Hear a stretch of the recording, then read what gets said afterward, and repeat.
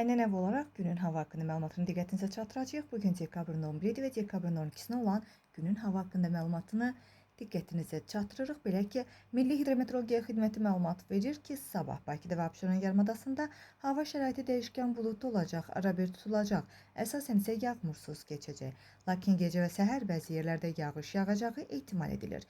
Şimal-qərb küləyi gündüz cənub-şərq küləyi ilə əvəz olunacaq. Havanın temperaturu gecə 6-9, gündüz isə 10-13 dərəcə isti olacaq.